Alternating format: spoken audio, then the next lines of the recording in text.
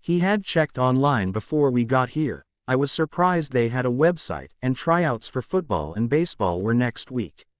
The very green scenery flashed before my eyes.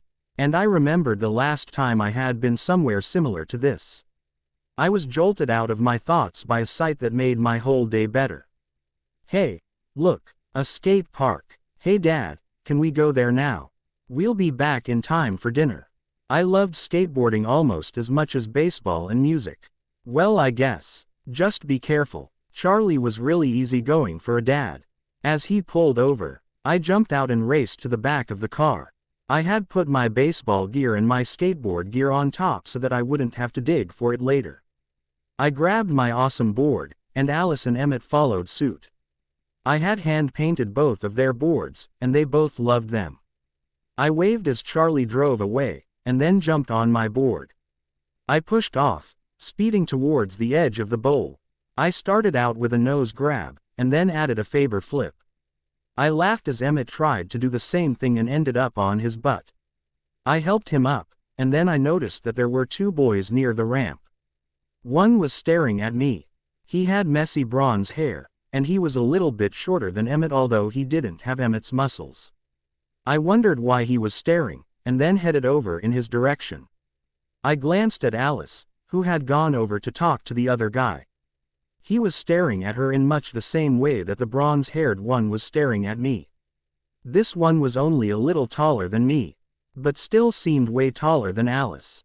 He had blonde hair, a little longer than the other boys. He was good-looking, and so was the guy before me. The blonde guy started tall, king to Alice just as I reached the dude staring at me. I flipped my board up, grabbed it, and hoisted it over my shoulder. Hey, I'm Bella. What's your name? I said, smiling. His emerald green eyes glazed over. I had seen that look before on guys Alice had talked to. The guy liked my looks. I had probably just given him a heart attack or something. I'm Edward. Edward Cullen. Wow, how slow can you be? Did he like me so much that he forgot his own name? I decided that I wouldn't like this guy much. Well, at least I won't be bored here in Forks. Guess Alice was right. Do you go to Forks High School? I'm starting tomorrow, even though it's Wednesday. He nodded, still not talking. Hey, do you know anything about the baseball team? I switched subjects fast, trying to get him to stop staring at me. That seemed to snap him out of it. Yeah, why? Does your brother play? I'm on the team as the pitcher. You should tell him to come to tryouts. They are next week. Okay, now I really didn't like him. He didn't even think once that maybe I was the one who wanted to try out. I was about to set him straight when a light bulb went up in my head. I could have fun with this. Sure, I'll tell him. I pretended to look at my watch. Whoops, I gotta go now, catch you later. I then sped off to grab Emmett's arm. Hey Em, I whispered desperately. We gotta go, now. Huh, oh yeah, hey, sorry Jasper but we got to go. Call me, dude. And with that, he single-handedly picked up Alice. I grabbed her board, and we began to leave. I saw Jasper look at us with a strange expression on his face before we sped off towards our new home. Bella's paw. Bella, why did you drag me away from the cute guy? I wanted to ask him out.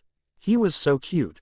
What with those eyes and that hair and stared at Alice as she went on to describe a guy she had met not 10 minutes ago in such intense detail that I thought she would now be his own personal stalker. Because, Alice, I interrupted her. I need your guys' help to play a trick on that creep who kept hitting on me. You wanna know what he said? When I asked about the baseball team, this is what he said word for word. Yeah. Why? Does your brother play? I'm on the team, pitcher. You should tell him to try out. They're next week. He didn't even think that I might possibly want to try out. Alice and Emmett stared at me apprehensively. Add a temper when it came to sexist people saying things like that. By now, we had finished moving into our house. It was a nice little thing. It had 2 floors, 4 bedrooms, and a recording studio in the basement. Alice and I had the top floor to ourselves, while my dad and Emmett slept on the ground floor, because it was closer to the TV. Bella, don't neuter the poor guy, you just met him. He probably didn't mean to be sexist and I actually want to have a bit left of him so that we could hang out. Jasper seemed pretty cool, and I don't want to have to return his friend to him in a body bag, Emmett said. I mean, sure, we'll help you, but don't take it too far, please. I sighed. Emmett could always calm me down when I was in my temper. Fine. Hey, can we go practice? I want to get my mind of things. We trooped downstairs to our awesome recording studio. It was huge. It went under the entire house and the garage too. It was an icy blue color, and was designed by Alice. It was separated by a soundproof glass wall with our equipment on one side and our instruments and our microphone on the other. Hey, let's play our new song. Emmett, you need to get the first beat right on. As they nodded, I set the amp to the right volume. Oh no, I just keep on falling. Back to the same old. Where's hope when misery comes crawling? Oh my way, with your faith you'll trigger a landslide. Victory. Kill off this common sense of mind. It takes acquired minds to taste this wine. You can't down it with your eyes. So we don't need the headlines. We don't need the headlines. We just want everybody sing like it's the last song you will ever sing. Tell me, do you feel the pressure now? Everybody live like it's the last day you will ever see. Tell me, do you feel the pressure now? Right now you're the only reason. I'm not letting go. Oh. Time out if everyone's worth pleasing. Well you'll trigger a landslide. Victory. To kill off their finite state of mind. It takes acquired minds to taste this wine. You can't down it with your eyes. So we don't need the headlines. No, we don't want your headlines. We just want, why body sing like it's the last song you will ever sing. Tell me, do you feel the pressure now? Everybody live like it's the last day you will ever see. Tell me, do you feel the pressure now? Everybody sing like it's the last song you will ever sing. Tell me, do you feel the pressure? Repeat X2. Alright, so you think you're ready. Okay, then you say this with me. Go. We were born for this. We were born for this. Alright, so you think you're ready. Okay, then you say this with me. Go. We were born for this. We were born for this. We were born for this. We were born for this. We were born for. We were born for. Everybody sing like it's the last song you will ever sing. Tell me, can you feel the pressure? Everybody live like it's the last day you will ever see. Tell me, can you feel the pressure now? Everybody sing like it's the last song you will ever sing. Tell me, can you feel the pressure? Tell me, can you feel the pressure? We were born for this. We were born for this. We were born for this. Yeah, woo-hoo, we rock. Emmett, sorry, he whispered, and we all burst out laughing. Jasper's paw. Edward. Yes, Jasper. Did you see them? Yes, Jasper. We were sitting on the curb outside my house, not really knowing how we had gotten there. I vaguely remember skating there, but I wasn't sure. I had just met one of the most amazing girls in the world. And, by the looks of it, so had Edward. Alice Swan. I chanted her name over and over again in my head like a mantra. She was gorgeous, and I hoped that she had liked me. Suddenly I was nervous that I had done something to scare her off, but then remembered that I had barely talked to her. I couldn't have done something that quickly, right? Anyway, a girl like that would already have a boyfriend, and if she didn't, she wouldn't look at someone like me. Bella. Her name was Bella. Isn't that fitting? That means beautiful in Italian. I rolled my eyes. Leave it to Ed Ward to think of something like that now. What are you guys doing? You've been sitting out front for the past half hour staring off into space with those goofy grins on. Rosalie stood behind me, one hand on her hip in a classic diva pose. I've just met an angel, Edward sighed, still in dreamland. Both Rose and I turned to stare at him, before I shrugged and looked away. I was shocked that he hadn't seen how amazing Alice was. But at the same time relieved. Rosalie just stared at him like he had lost his mind. Did you both hit your head or something while skateboarding? Do you want me to tell your dad, Edward? No, we both shouted at the same time. We leapt up to put our hands over Rose's mouth. If Edward's dad knew MHMMHMHMM, she mumbled, stunned by how fast we had reacted. We slowly pulled our hands back. I watched Rose peer into my eyes, then into Edward's. Slowly, a huge smile spread across her face. Did you guys meet somebody? I know that look. Spill. She put her hands on her hips. And I knew she wouldn't budge. Great. Well, maybe now that she has 2 new girlfriends she won't bother us to go shopping anymore. I've just met an angel, Edward repeated, headed back to his Bella-induced days. I slapped the back of his head and turned to Rose with a defeated expression. Fine. Yes, we both met somebody. No, you don't know them. Yes, they just moved here. No, they are not the same person. And yes, we know their names. Go awesome twin connection. Edward was rubbing the back of his head with a hurt expression on his face. Who? Rose demanded. Edward smiled. Bella Swan, he sighed, staring off into space again. Wow, I had never seen him act like this about a girl before. He was a bit of a player, and never took it seriously. Rose started laughing. Edward and I stared at her, and then stared at each other. Then we went back to staring at her. Oh, I'm sorry, it's just that I met them. Let me guess, you're in love with Alice, right Jasper? Yeah, remember that trip to Phoenix I took 2 years ago? Well, I met Alice and Bella at my fashion show. Alice was an intern for the designer. Alice texted me a couple days ago to tell me that they were moving here. Rosalie was learning to be a model, and sometimes traveled to go watch shows around the country. Really? You know them? Can you introduce us? Edward asked eagerly. I rolled my eyes and slapped his head again. Ow, what was that for? He said like a 6-year-old. Dude, you met this girl and now you're acting like you're a little kid again. At least I still got my cool, I said, trying to pose and keep a straight face. One look at Rose's screwed up expression though and I burst out laughing. She and I were leaning on each other, laughing, as Edward stared at us. I'm sorry for the person I became. I'm sorry that it took so long for me to change. I'm ready to be sure I never become that way again. 'Cause who I am hates who I've been. Who I am hates who I've been. I stopped laughing. Rose's cell phone started playing Who I Am Hates Who I've Been by Reliant K. I stared at her. She shrugged and pulled out her phone. Hello. Oh, hey Alice. Really? That's great. Yeah, oh yeah. Hey, did you meet my brother today? His name is Jasper really. I will. Sure. Bye. She snapped her phone shut as I stared at her. She looked at me and smiled her evil smile. Uh-oh. This can't be good. Bella's paw 2 hours after practicing. I am so bored. Isn't there anything to do around here?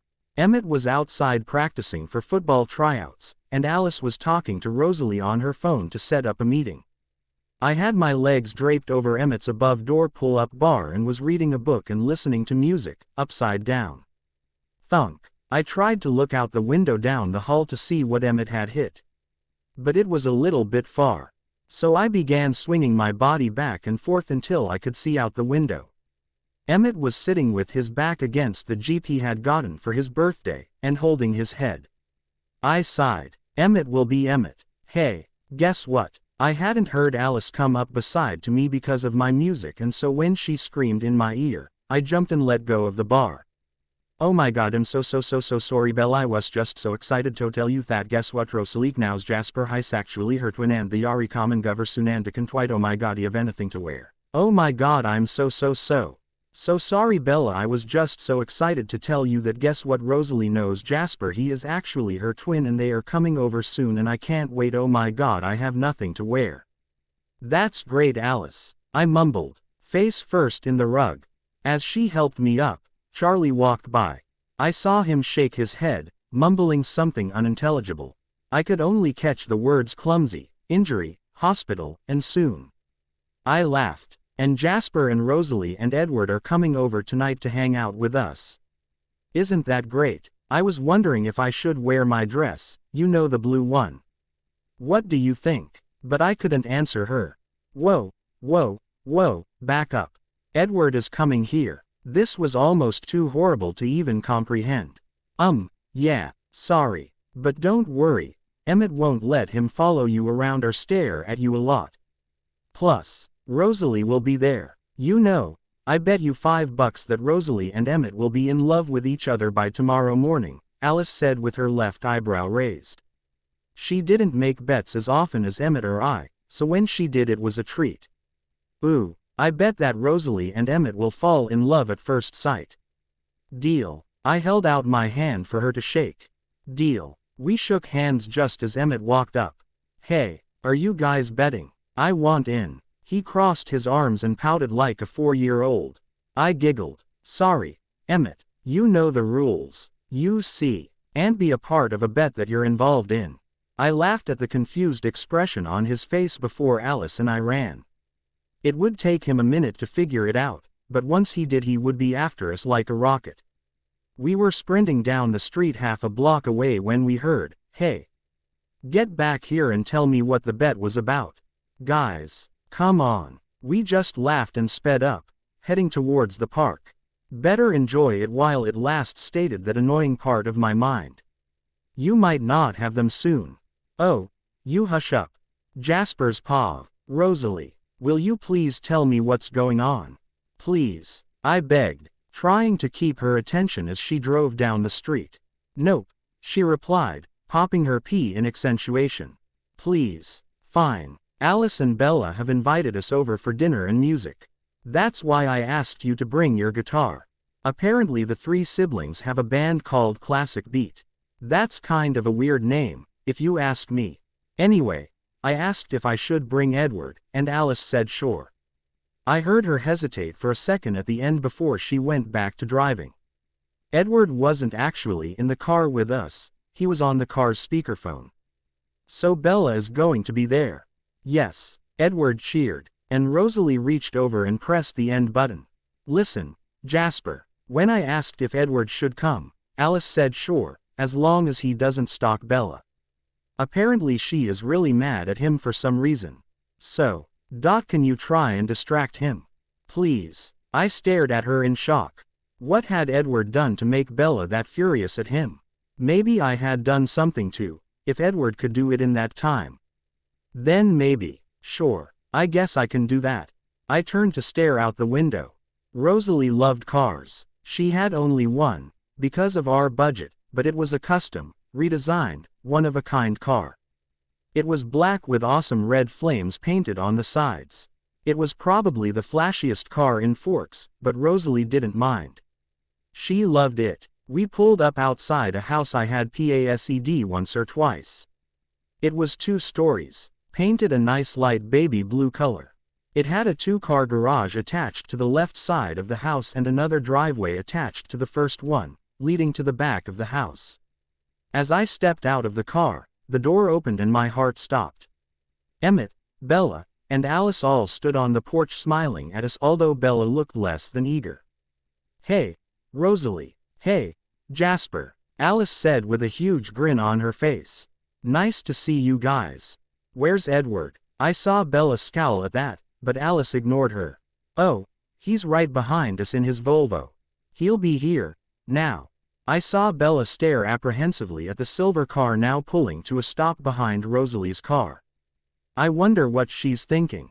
Bella's paw. Emmett and I were hanging out on the couch playing Gears of War 2 when I heard the purr of a well-tuned convertible. I put down the controller and headed towards the front window where Alice was already peering out between the curtains. Outside sat the most amazing car I had ever seen. It was a really tricked-out Corvette, customized with red flames. I saw Rosalie and Jasper step out of the car, and I followed Alice and Emmett out front. Hey, Rosalie. Hey, Jasper, said Alice. nearly jumping up and down with anticipation. I heard Emmett step closer to me, and he leaned forward to whisper, "Where's Edward?" I gave a very slight shake of my head to tell him that I didn't know.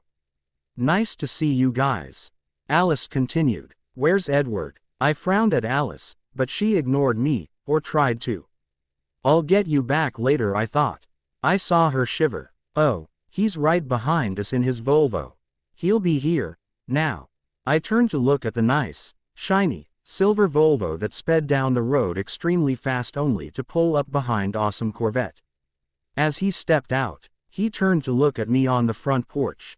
He smiled this crooked smile that was kind of cute. Wait. What? I did not just think that. To cover up the effect that had on me, I raised one eyebrow and grimaced at him. He seemed shocked. Apparently he wasn't used to getting this reaction. Good for him. Maybe I can get him to not be as much of a jerk. Jasper's paw. We were all in the basement, sitting on the very comfy black couch. We were planning on listening to music performed by the Swan Siblings Band, Classic Beat. Emmett was staring at Rosalie the whole time. Who knew that they would like each other that much?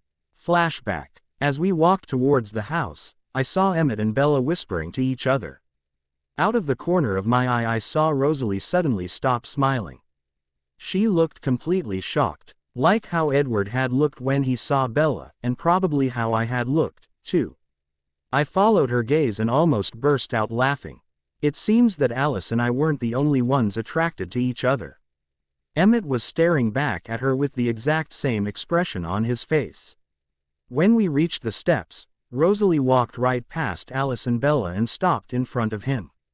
They both just stood there staring at each other. I could feel how happy she was, and smiled. I was standing there, silently laughing, when I felt a light tap on my shoulder. I whirled around to face Alice, who had a huge smile on her face. "Hey, you play the guitar," Alice said while gesturing at the case swung over my back. "Oh, yeah, it's really fun, you know. I like to just play around on it." She smiled, and then started to describe how much that was true when she played the bass. I was liking her more with her every moment. I even found myself admitting to her how I felt when I played music. Actually, it was very similar to how I felt about her, only with a different kind of intensity. She was talking about Bella's songwriting when we were interrupted by the very same person. "Hey, Jasper, Alice, I think I won the bet," she said while pointing over my shoulder. Alice and I turned to look at Rosalie and Emmett, who were now making out with a very uncomfortable Edward standing next to them. Alice burst out laughing and reached into her pocket. She then pulled out a 5 and handed it to Bella. They then shook hands, both with solemn expressions on their faces. "Come on, I want to show you the recording studio, Jasper." Bella then took hold of my arm and dragged me into the house. We headed down a staircase in the back of the house with Alice close behind. Edward had slipped out from behind Rosalie and Emmett and was following us. I saw him looking at Bella's hand on my arm with jealousy. I looked at her and saw that she looked unnerved by him. When we got downstairs I stopped and stared. I was looking at one of the most amazing thing I had ever seen. End flashback. What I had seen when I got downstairs was their awesome recording studio. They said that it was the same design as the one in their old house, only bigger. In one corner they had bean-bag chairs and couches, where apparently Bella wrote her music.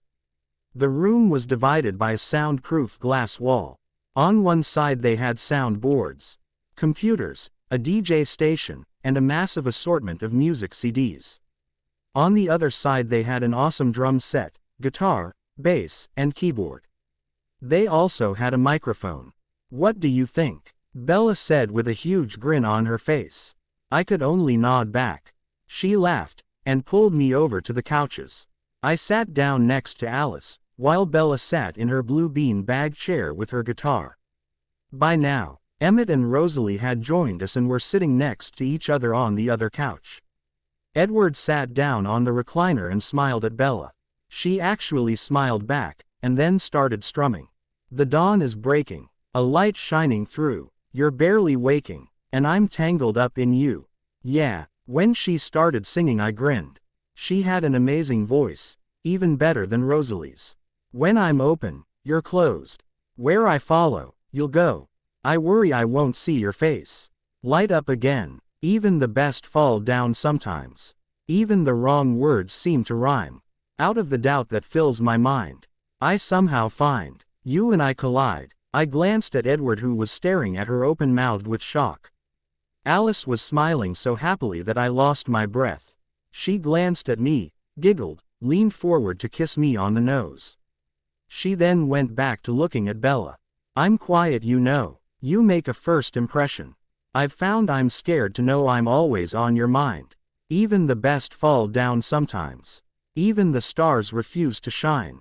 Out of the back you fall in time. I somehow find you and I collide. Don't stop here, I've lost my place, I'm close behind. Even the best fall down sometimes. Even the wrong words seem to rhyme. Out of the doubt that fills your mind, you finally find you and I collide. You finally find you and I collide. You finally find you and I collide. When she finished we all started clapping. She grinned, then handed her guitar to me. Your turn. She laughed, happier than I had seen so far. I wonder what changed that. Bella's paw. I grinned. I had seen what had happened when I grabbed Jasper's arm. Maybe I can use that. Jasper took the guitar and paused. He then started tapping his finger to a rhythm that only he could hear. He began humming. He slowly found what he was looking for, and started strumming the guitar gently. Time to lay claim to the evidence. Fingerprints sell me out, but our footprints washed away. From the docks downtown. It's been getting late for days, and I feel myself deserving of a little time off. We can kick it, hang for hours, and just mouth off about the world, and how we know it's going straight to hell. While strumming, he turned to Alice. She had a sparkle in her eyes that hadn't been there before. I saw then that she truly loved this guy that she just met. Pass me another bottle, honey. The Jaeger's so sweet, but if it keeps you around, then I'm down. Meet me on Thames Street. I'll take you out, though I'm hardly worth your time. In the cold, you look so fierce. But I'm warming up, because the tension's like a fire. We'll hit South Broadway in a matter of minutes. And like a bad movie, I'll drop a line. Fall in the grave I've been digging myself. But there's room for two. 6 feet under the stars. Jasper smiled at her while singing. I should have known better than to call you out. On a night like this, a night like this. If not for you, I know I'd tear this place to the ground. But I'm all right like this, all right like this. I'm gonna roll the dice. Before you sober up and get gone. I'm always in over my head. Thames Street. I'll take you out, though I'm hardly worth your time. In the cold, you look so fierce. But I'm warming up, because the tension's like a fire. We'll hit South Broadway in a matter of minutes. And like a bad movie, I'll drop a line. Fall in the grave I've been digging myself. But there's room for two. 6 feet under the stars. Time to lay claim to the evidence. Fingerprints sell me out, but our footprints washed away. I'm guilty, but I'm safe for one more day. Overdressed and underage. Do you really need CNID? This is embarrassing to sell. But I can cover for it so well. When we're 6 feet under the stars. Thames Street. I'll take you out, though I'm hardly worth your time. In the cold you look so fierce. But I'm warming up, because the tension's like a fire. We'll hit South Broadway in a matter of minutes. And like a bad movie, I'll drop a line. Fall in the grave I've been digging myself. But there's room for two. 6 feet under the stars. 6 feet under the stars. 6 feet under the stars.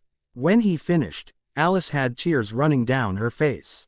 Jasper leaned forward and gently pressed his lips to hers. When he tried to lean back again, she grabbed the back of his neck and held him there. I took the guitar out of his hands and walked over to the guitar stand. After placing it there, I headed towards the other side of the glass. Well, at least two of us get to be happy. Jasper's paw. I had come up with the idea for that song a while back, and I was happy to finally finish it. I always enjoyed finishing a song, and yet, It had never meant as much to me as it meant now. When I had finished, Alice was crying. At first I thought that I had offended her until I saw how big her smile was. Without really thinking about it, I leaned forward and kissed her softly. Once I realized what I was doing, I tried to back off, but she wouldn't let me. No, she whispered against my lips. She snaked her arm around my neck to hold them in place. Our lips moved against each other and I felt pure bliss. I was in heaven. Who would have thought? Bella's POV classic beat was now set up to play. Rosalie, Jasper, and Edward were all sitting up against the glass wall. I turned to Alice and whispered what song we were going to play. She grinned, and then waltzed back to Emmett to tell him. His booming laugh echoed against the glass as I tuned my guitar. I woke up. It was 7. I waited till 11, just to figure out that no one would call. I think I've got a lot of friends, but I don't hear from them. What's another night all alone, when you're spending every day on your own? And here it goes. I'm just a kid, and life is a nightmare.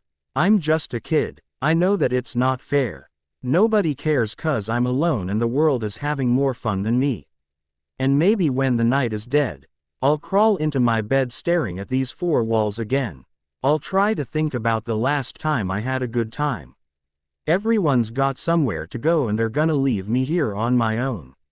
And here it goes. I'm just a kid, and life is a nightmare. I'm just a kid, I know that it's not fair. Nobody cares 'cause I'm alone and the world is having more fun than me. What the fuck is wrong with me? Don't fit in with anybody. How did this happen to me? Wide awake I'm bored and I can't fall asleep. And every night is the worst night ever. I'm just a kid, I'm just a kid, I'm just a kid, I'm just a kid, I'm just a kid, I'm just a kid, and life is a nightmare. I'm just a kid, I know that it's not fair. Nobody cares 'cause I'm alone and the world is. Nobody wants to be alone in the world. I'm just a kid, and life is a nightmare. I'm just a kid, I know that it's not fair. Nobody cares 'cause I'm alone and the world is. Nobody wants to be alone in the world. Nobody cares 'cause I'm alone and the world is having more fun than me tonight. I'm all alone tonight. Nobody cares tonight, 'cause I'm just a kid tonight. When we finished, we all burst out laughing. I was laughing so hard that I had to set down my guitar so as not to drop it. Edward grinned at me and I grinned back. Wait, why did I do that? Oh well, I was looking at Jasper and Alice when I had a light bulb moment.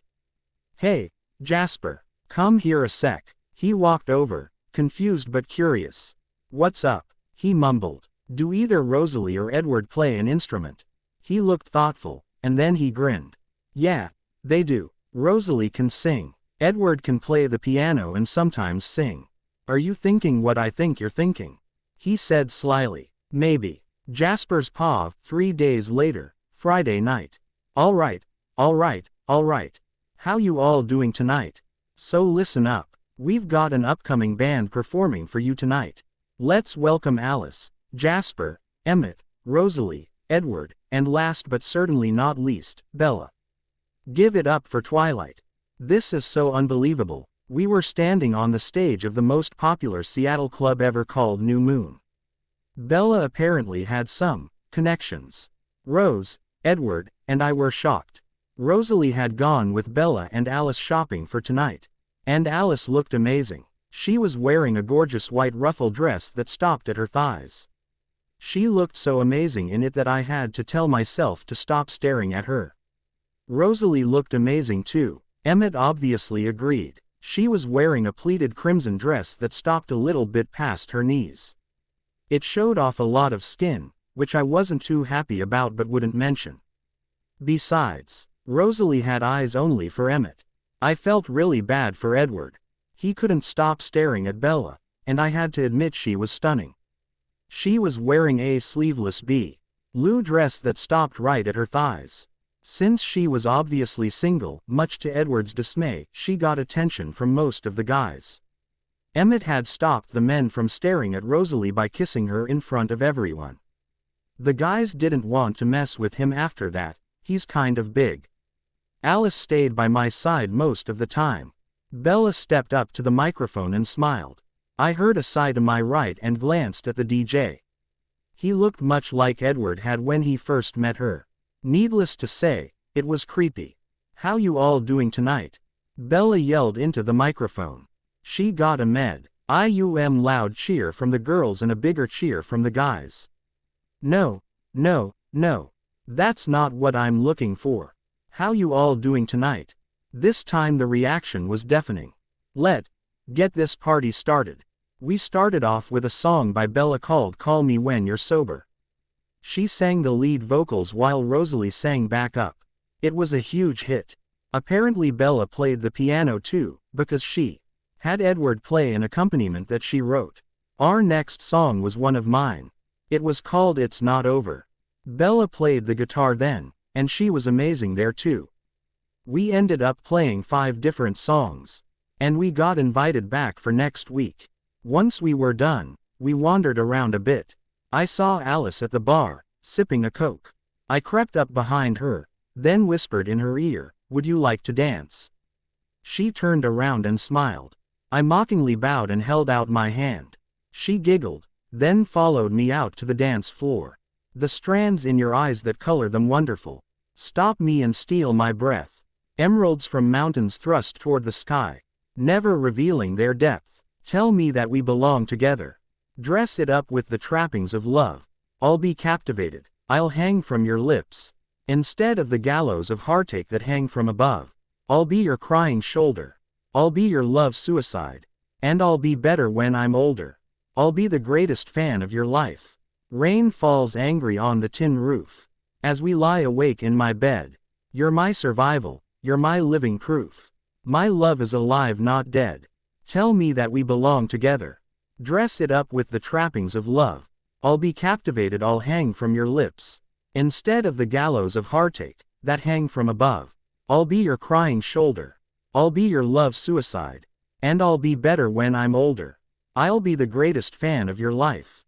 I've been dropped out, burned up, fought my way back from the dead. Tuned in, turned on, remembered the things that you said. I'll be your crying shoulder. I'll be your love suicide. And I'll be better when I'm older. I'll be the greatest fan of your life. We gently swayed back and forth. I stared into her eyes, and she stared back. Nothing could ruin this. That was awesome, Bella. Edward cheered, and surprisingly she laughed. Thanks. You guys are great too. I can't wait till next week. We were driving home, all crammed together in Emmett's Jeep. Rosalie was shotgun, of course. We pulled up in front of the Swans because Alice and Bella were having Rose over, while Emmett was going to join us at Edward's house. I watched as Bella whispered something to Rosalie and Alice. They stood thinking for a while, laughed, then high-fived. Uh-oh, what are they up to? Bella's paw. I had had an idea bouncing around in my head for a while, and I wanted Rose and Alice's opinion on it. It had to do with getting back at Edward. And at the same time proving that girls can be good at sports too. They both thought for a minute, then nodded. I told them to keep quiet about it until the time was right. And so we didn't speak of it again. We trooped inside, sitting around the kitchen table to talk. I was not that interested in makeup or shopping, so mostly the conversation was between Rose and Alice. My stomach was complaining, so to tie me over I grabbed a bag of chips from the cupboard.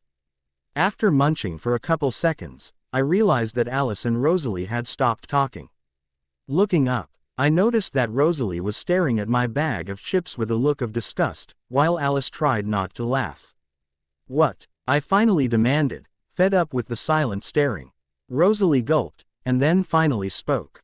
Bella, she began, do you know how many calories are in those things? Aren't you worried at all about your weight? Alice giggled, waiting to hear my answer for the question I had heard before. I sighed. I thought they would have understood this by now, but apparently not. Looking around, I noticed Charlie had entered the kitchen to restock on popcorn for his movie. Standing up, I walked up the stairs, calling, "Follow me," over my shoulder. Rose looked confused, but they both obliged. I led them towards my room. Crossing over to the mirror, I turned to face the girls. Grabbing the bottom of my t-shirt, I pulled it up to right below my bra. Rosalie gasped, staring at my abs. What with working out, baseball, self-defense, and keeping up with Emmett, I had developed a rock-hard toned stomach and abs. Holy crow, Bella, you're ripped, she gasped, while Alice fell into a fit of giggles. I smiled, then put my shirt back down. Next, we went to the den. This is where we house our TV, Xbox, Wii, DVD player, stereo, and our custom gaming chairs. We watched Mean Girls and John Tucker Must Die while munching on popcorn and candy. All night, we fell asleep on the couch, too tired to move. I woke up at 7:30. I probably would have slept longer, but Alice was jumping on me. She dragged me off the couch and threw me in the shower. The warm water woke me up and calmed me down. I stayed in there until just before Alice would have come in after me. When I came out, Alice and Rosalie were exploring my closet. I walked downstairs, trying not to wake Charlie. I slowly made my way to the kitchen to work on breakfast. I love to cook. It was my job in our household to be the chef, a job I took on willingly. First, I pulled out all the ingredients I would need and turned on the griddle. I made chocolate chip pancakes, omelets, English muffins, bagels, bacon, and breakfast potatoes. I added a plate of fruit, a pitcher of orange juice, and a pot of coffee. Charlie came out of his room seconds after I started the bacon, soon followed by Alice and Rosalie. I switched Alice's coffee from regular to decaf after her second cup. Alice plus too much caffeine equals bad. After breakfast, Charlie went to work. Alice sat intently in her seat, following his progress with her eyes until he was gone. Once he was out in the hall, she jumped out of her chair. Okay, Rosalie, you and I need to help Bella. I'm not strong enough to force her on my own, but with you here, she grinned. She had a steely glint in her eyes. I got really scared. Alice grabbed one arm while Rosalie took hold of the other. Together they dragged me up the stairs. As we passed Charlie, he just shook his head. He does that a lot, doesn't he? When we got to Alice's room, Rosalie squealed. I thought only Alice could make that noise. Alice's room was my worst nightmare. It was completely pink, everywhere. Alice had a specific corner of her room dedicated to her fashion. It had a walk-in closet with a wall for shoes, a shelf stuffed with different colored fabrics, and a sketchboard. Alice was an intern for a fashion designer. Her clothing line was famous, and worn by people around the globe. Sometimes Alice helped model her designs. I had previously worked as a research consultant for a music company. I would listen to their music and give them feedback. It actually made a lot of money. Rosalie explored, while Alice styled my hair. She curled it, then pulled it up in a ponytail. After that, Rosalie started on my makeup. She applied a sheer foundation, blush, eyeshadow, mascara, and lip gloss. I was not facing a mirror, so I could not see the overall effect. Alice was searching her closet for the perfect outfit. She came out, handed me a stack of clothing, then locked me in the bathroom until I changed. When she let me out, they both gasped. I looked down at myself, worried that I had something direly wrong with me. I was wearing a dark blue denim skirt with a spaghetti strap midnight blue corset top. I looked back up at them. What's your guy's problem? They both stared at me until Rosalie blinked. Bella, you're hot, Rose screeched, a smile slowly spreading across her face. Huh, Alice laughed, then spun me around to face the mirror. I stared. I had truly never looked better.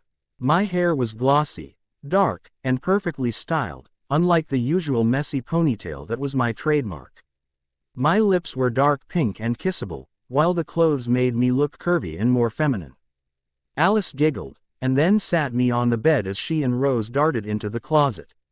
They came out a few minutes later wearing almost the same thing as me. Rosalie's jean skirt was black denim and her top was blood red. Alice's skirt was light blue with a spring green corset.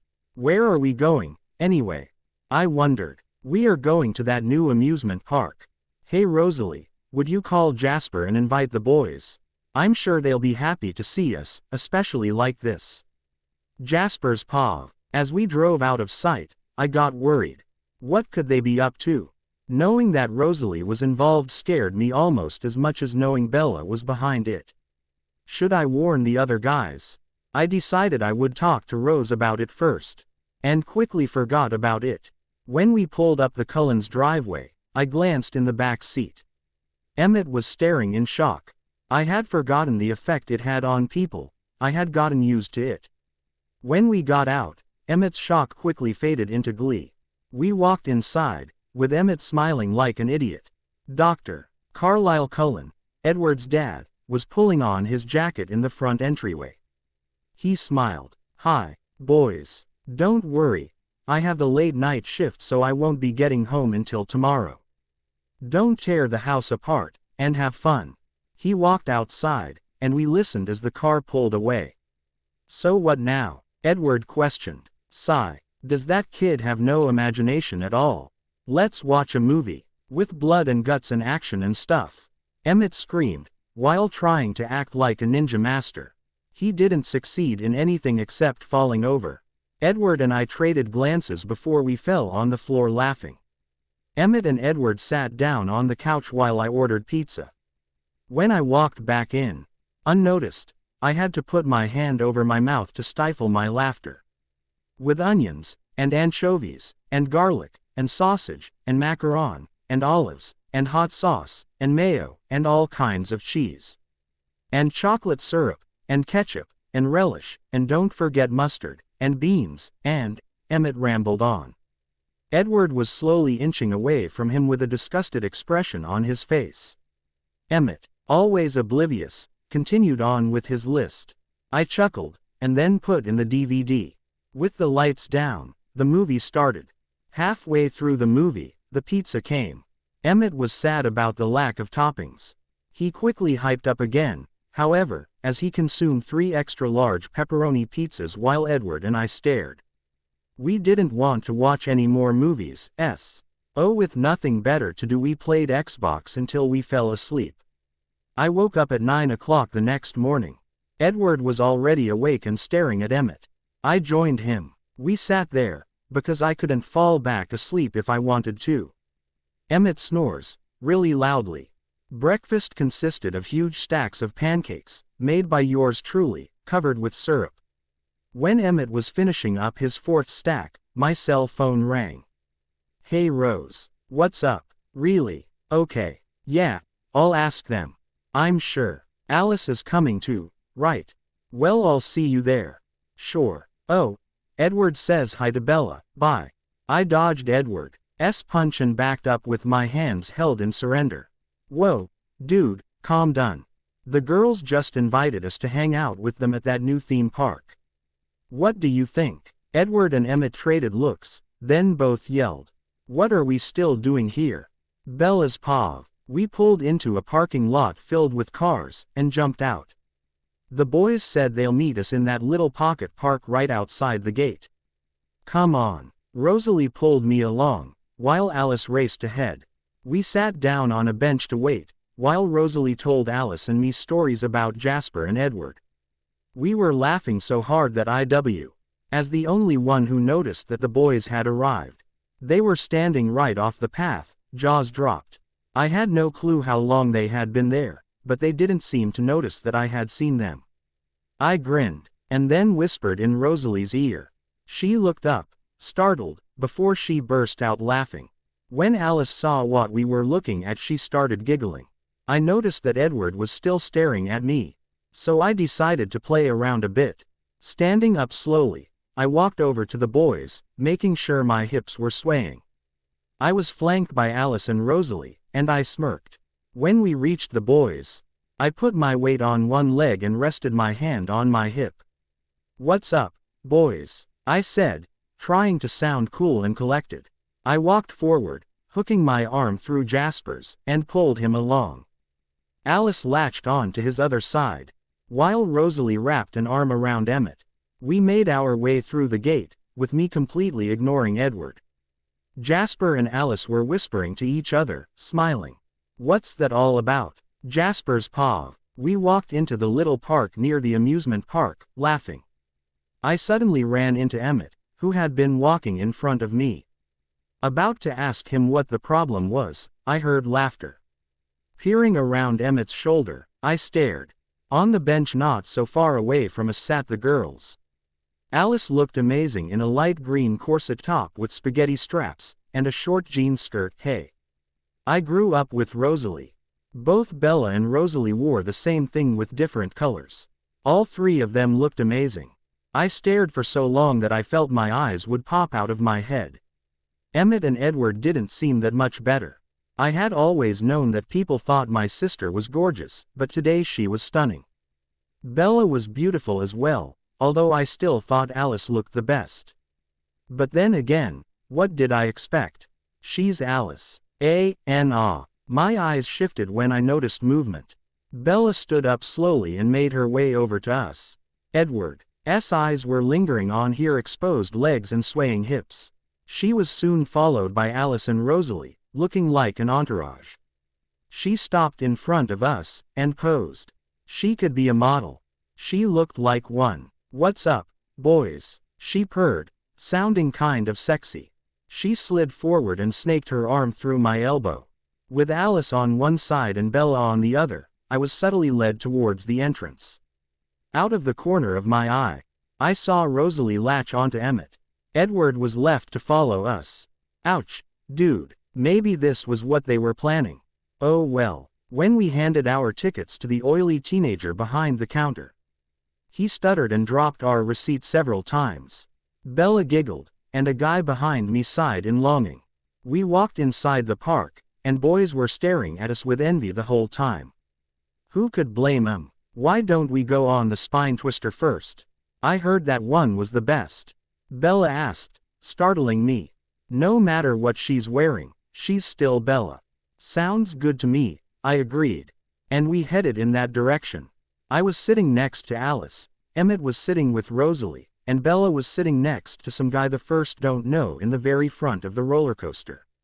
Edward was stuck next to a rather large lady. And I don't mean to be offensive to anybody. He didn't seem too happy about that. We suddenly shot forward, and Alice gripped my arm. I glanced behind me, and nearly burst out laughing.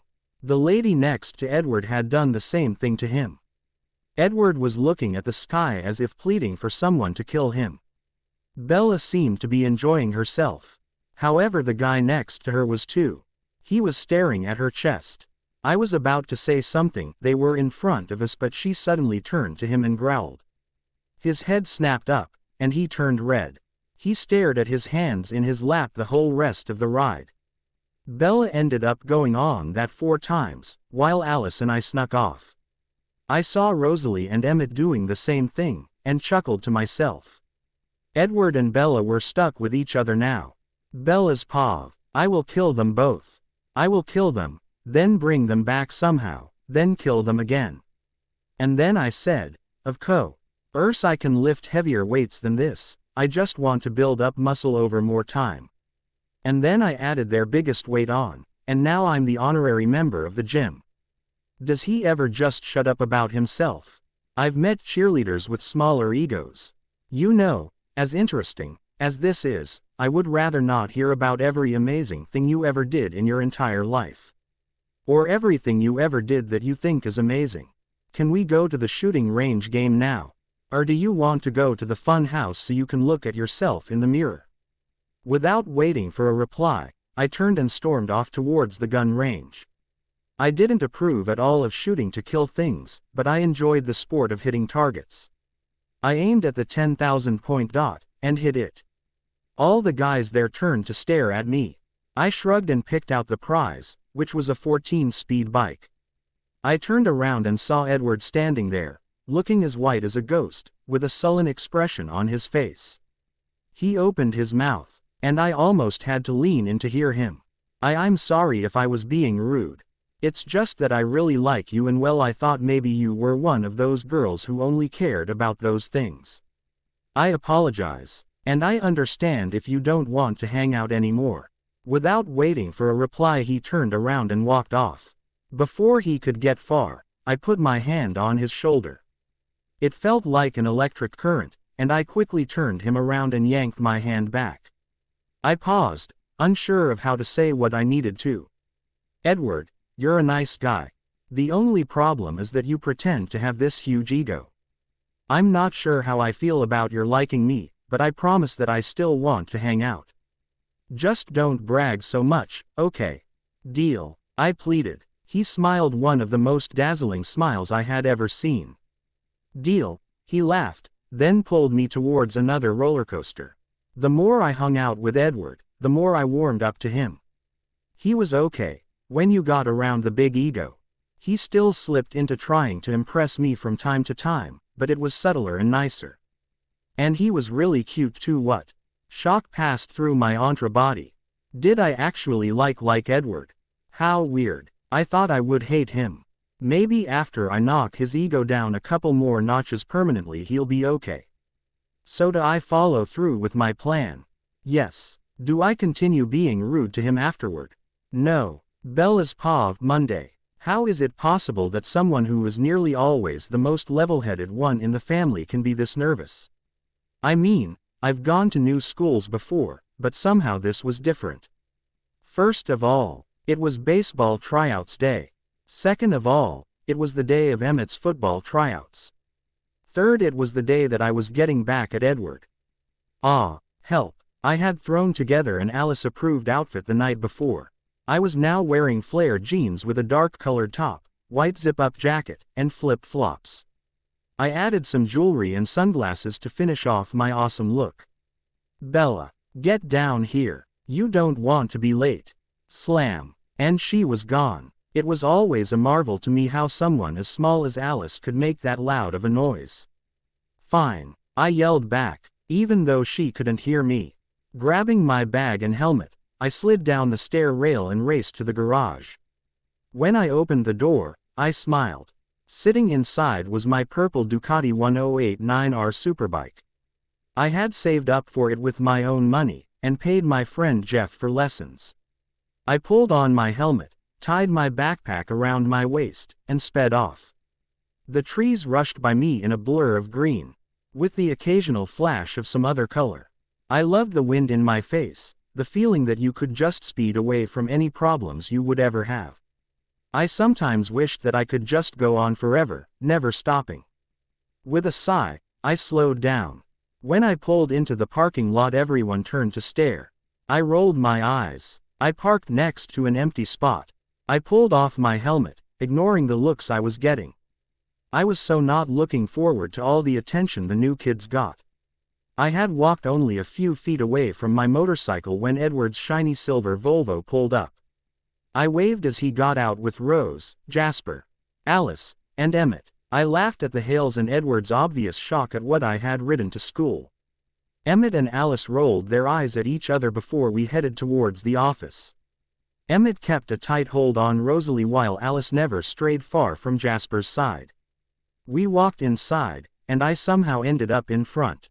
I sighed internally as I stepped forward to introduce us. Hello, Ms. Cope. I'm Bella Swan and this is Alice and Emmett Swan, my siblings. I smiled kindly at her as she just stared. What is with people and that today? Sure, here are your schedules and a map. I could have recited along with her as she explained different aspects of the school. No matter where you are, first day of school was almost always the same. We walked outside, as Rosalie, Alice and I barely contained our laughter. After Ms. Cope had finished talking, she had started flirting with Emmett, Jasper, and Edward. It was hilarious to watch her ask Emmett if he had a girlfriend as his arm was wrapped around Rose's waist. Yeah, yuck it up. I can't wait to see how the male teachers react to you two, Edward glared. Mr. Banner has been hitting on Rose since freshman year. Don't remind me, she groaned as we headed to class. First period. Spanish with Senora Gomez. First up I had Spanish.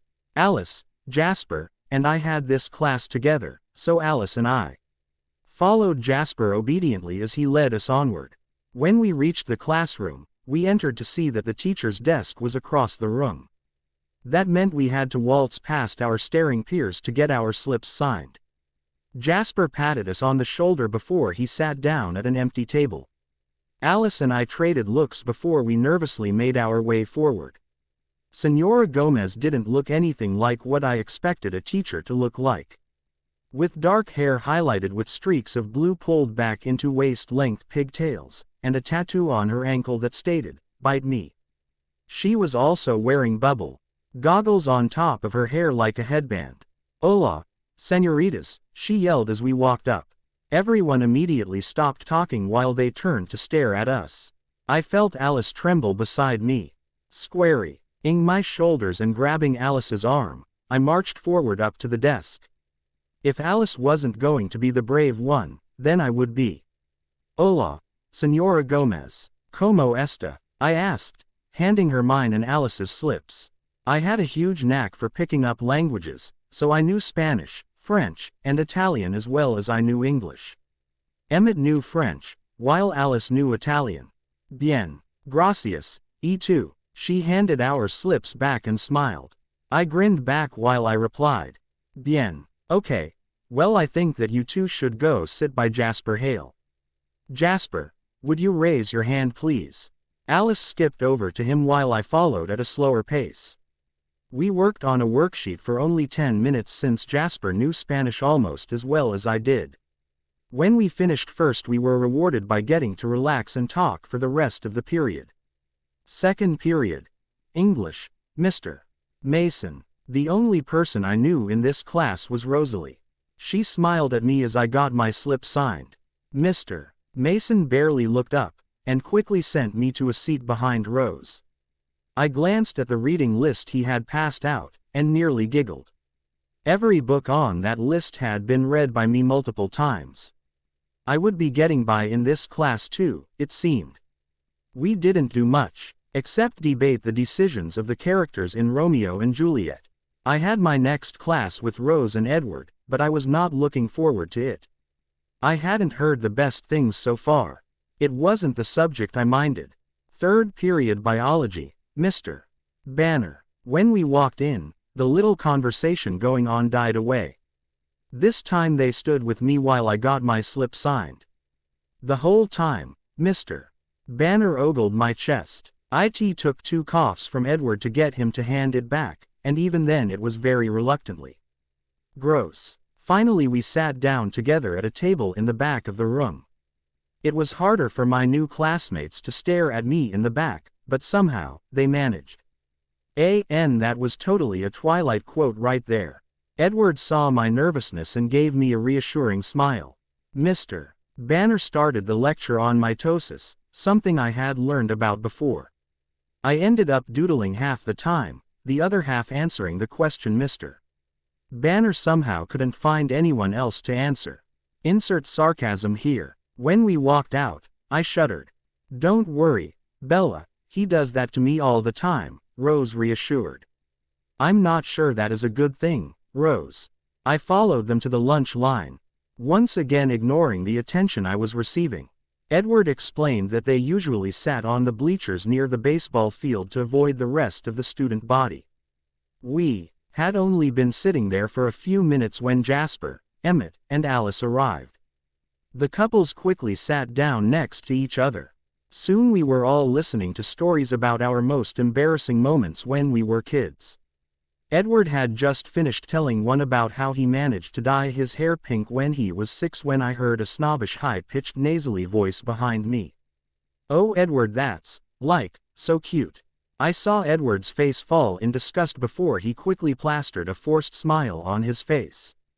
"Hey, Lauren," he mumbled, looking at the ground. I turned around to see who was talking and nearly gagged. Behind me stood a girl dressed in an extremely short cheerleading outfit. She looked like you could easily blow her over, she was so thin. She had unnatural blonde hair and bubblegum pink lip color. Her hair was down except for a pink heart clip on one side, and she looked like could barely balance in her 5-inch high ballerina strap shoes. She also looked like she had had some work done. Behind her, I saw a dark frizzy-haired wannabe and a somehow feline-like red-headed girl that was glaring at Lauren's back when she wasn't looking. "Oh, hi, aren't you guys, the new kids?" That's so cute. You guys are new and you're already, like, hanging out with these guys. This is Jessica. She pointed to the frizzy-haired Gil, and then she turned to the other girl. And this is Victoria. Victoria smiled at me in this mischievous manner, as if she knew all my secrets. Then Lauren smiled to expose the whitest teeth I had ever seen. They weren't the good type of white either, they were like chalky paint white. Rosalie sighed. Lauren. And for once I was actually enjoying lunch too. Oh well. She smiled at Lauren, who now looked like she just bit into a lemon. Lauren sputtered for a few seconds, sounding like a baby pig. Suddenly she smiled this evil grin, almost as bad as Alice's. Lauren snorted. Rosalie, if I wanted to listen to your attitude I would have let you join the cheerleading squad. But then again, you wouldn't have made it on anyway. I mean, look at your mother. Both Rosalie's and Jasper's faces turned furious while Alice's, Edward's, and Emmett's faces showed complete shock. I was furious. That was hitting way below the belt. I stood up quickly, while everyone else looked at me surprised. I smiled my sweet smile that got me everything. Hey Lauren, I haven't introduced myself to you. I'm Bella. You know, I always wanted to be a cheerleader. I gave her my winning smile, leaving her looking a little jealous. Really? Well, maybe you could, like, try out. She offered sweetly. I widened my eyes. Truly. Thanks. Oh, but wait, I just realized something, I sighed. This is just too bad. I was so looking forward to being a cheerleader. I shook my head sadly. Everyone looked at me with quizzical expressions on their faces, except Emmett and Alice. They knew what was coming. What do you mean? Squeaked Lauren. Well, I guess I can't join since I don't have tissue stuffed down my bra, I stated, dropping my charade. Behind me, everyone was laughing really hard. Emmett even fell off the bench. Lauren whirled around to make a dramatic exit with her two clones behind her. It failed miserably, however, when her left heel snapped off. She limped away while tears started coming to my eyes from laughing. That was so perfect, Bella. Rosalie gasped in between fits of laughter. I grinned. Shortly after everything went back to normal, the bell rang. Alice, Rosalie, and I had our free period next, so we waved to the boys. I turned arrow, to be met with an extremely scary sight. And I was so tempted to end it there. Alice stood with a huge shopping bag in her hand, while Rosalie stood next to her with a huge Ziploc bag filled with makeup. I gulped. This can't be good. When I stepped out of the girls' locker room, the football team was on the field. Walking towards the baseball field, I heard a few wolf whistles and cat calls before the coach shut them up. I blushed. I was outfitted in a black zip-up black sleeveless shirt with sport pants. I was also wearing my lucky signed New York Mets hat. Even though I had never lived in New York, I was still a loyal fan. Rosalie had informed me that the coach was a man by the name of Mr. Carson. She said he had a daughter in college who played sports, so she thought I would have no problem being allowed to try out. I grabbed my stuff from my car and headed over to the baseball diamond. The only people there were Rosalie and Alice, who were sitting in the stands. I pulled my bat and a couple balls and set them on the ground. Tossing up the first ball, I hit it over the fence in left field. Alice and Rosalie cheered. I practiced for the whole period, before I put my bat and remaining balls in my bag. Handing my bag to Alice, I headed towards the fence. When I reached it, I jumped as high as I could, vaulting over the top and landing on my feet on the other side. Collecting all my baseballs, I did the same thing backwards. Heading back over to the girls, I noticed a boy from some of my classes staring at me in shock. I grinned, waved, and walked away. After putting my stuff away, we headed back towards the school. After my free period I had trigonometry, then government. Nothing interesting happened, except Lauren broke her other heel. I had nothing to do with it. But I couldn't say the same for Alice. Lauren never suspected a thing. The bell finally rang, signaling that 7th period was over. The girls and I headed towards the field, laughing at what Alice had done. Rose suddenly stopped, grabbing my arm. She turned and pointed at a middle-aged man making his way towards the field. "That's Coach Carson," she whispered, and I ran after him. "Hey, Coach," I called. He turned around, startled. I smiled shyly, and ran up to him. "Hello, Coach Carson. I'm Bella Swan. I'm new here, and I was wondering if I could try out for the baseball team." His eyebrows shot up to his receding hairline, and my stomach dropped. "Were you that girl that was practicing out here earlier?" he asked. I was shocked. He had seen me. Then maybe I had a chance. "Yes, sir. I had a free period earlier and I came out here to warm up and practice." I chewed on my bottom lip nervously, as he tapped his chin. Suddenly, he grinned. "Well, with what I saw earlier I would be an idiot not to let you try out. And just between you and me, there is no doubt in my mind that you will make it." He smiled, tipped his hat, and walked on. A sudden shriek in my ear made me jump and whirl around. "Alice, that hurt," I said, rubbing my ear to try and relieve the ringing. "Sorry," she whispered, grinning sheepishly. I shook my head, then turned around and headed towards the field. Placing my stuff near the bleachers, I jogged out with the boys to line up on the third base line. "All right, listen very closely, because I'm only going to say this once. It doesn't matter whether you were on the team any of the years before this one. This is a new season and a new team. No one is guaranteed a spot here. No one is guaranteed not to get a spot here. That clear?" The boys all nodded, and Coach smiled. "Good. Now pair up." Before anyone could move, a voice came from farther down the line. "Coach, there's a girl here." Everybody turned to stare at me, while I stared straight ahead at Coach. Out of the corner of my eyes, I ignored a pair of emerald green eyes and a pair of sapphire blue eyes. "Yes, John, I know. Don't worry, you won't get cooties. But Coach, this is a baseball tryout. Are you really going to let a girl try out?" Coach Carson's expression turned cold, and I felt the boys on either side of me shake a little. I'll have to remember that look. "John, do you really want me to answer that question?" His voice held no emotion in it, making one of the boys even shuffle back a step nervously. "And no, sir."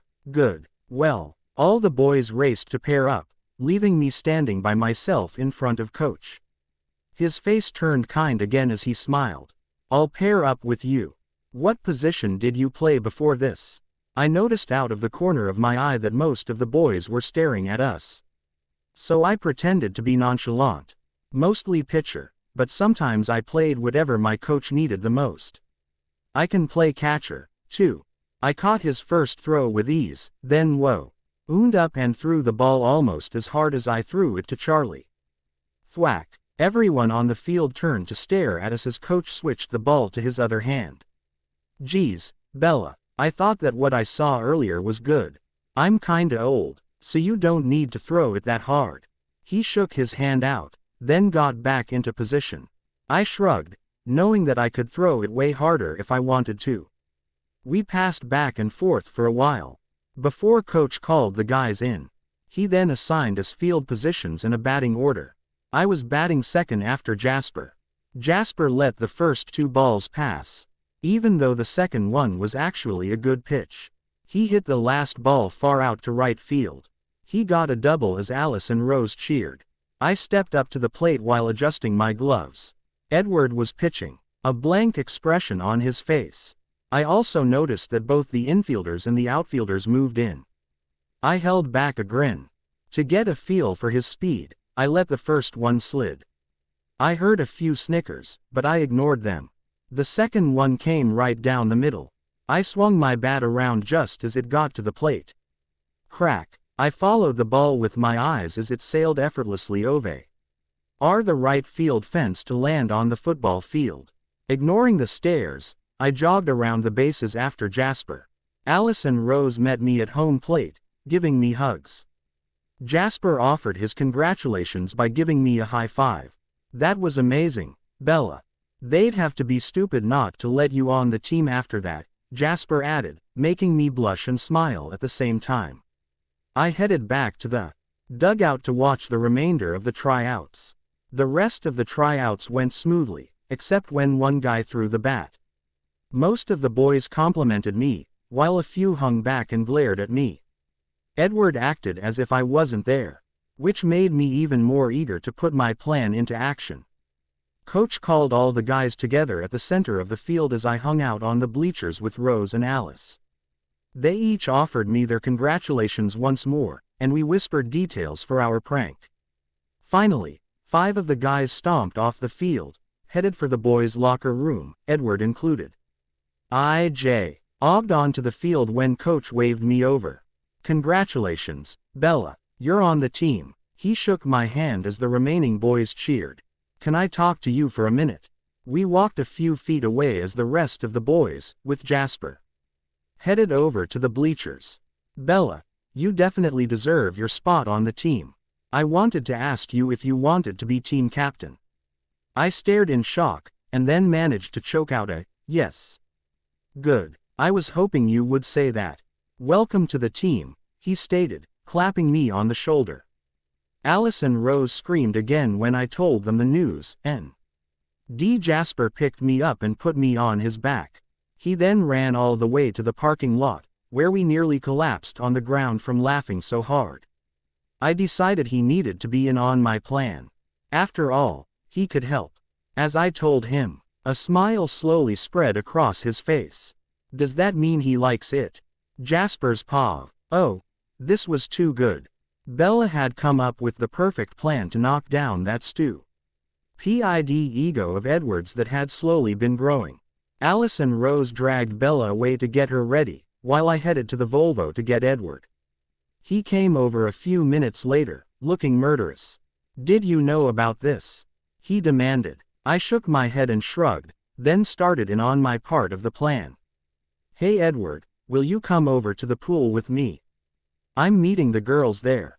Alice said that she took Bella and Rosalie shopping for new swimsuits, and she had to show them off. I knew temptation of seeing Bella in a bikini was too good to resist. He pondered for a few seconds, before nodding. He slowly loosened up as we walked, and turned back into his old self. We were talking about the tryouts when we reached the pool. Alice, Rose, and Bella stood on the other side, dressed to kill. Alice was sporting a green patterned bikini, looking amazing. Even though Rose was my twin, I could tell that she looked great in a maroon bikini. Bella looked more beautiful than I had ever seen her, wearing a black bikini that showcased her sculpted abs. I thought Edward's eyes would pop out of his head. The girls walked over, and I stood off to the side with Rose and Alice as Bella talked to Edward. "Hey, so, nice pitching. By the way," she smiled, and Edward started sweating. Thanks," he stuttered, looking like he was about to hyperventilate. Suddenly Bella leaned forward. "Why didn't you want me on the team?"